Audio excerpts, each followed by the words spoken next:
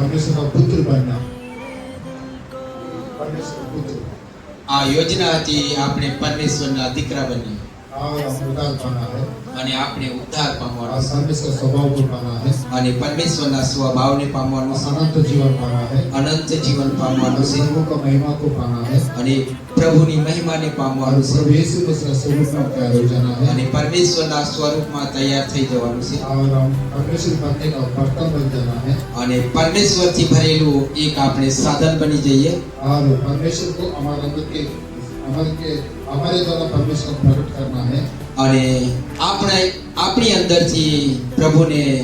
બતાવવાનું છે और प्रभु का पक्ष में हम इधर राज्य करना है। અને પ્રભુના પક્ષમાં રહીને આપણે રાજ્ય करવાનું છે इतना बात हमने रखते हुए हमको सृष्टि किया परमेश्वर, એટલું પરમેશ્વરે પોતાના મનની અંદર રાખીને આપણને બનાવ્યા ये पूरा होना है तो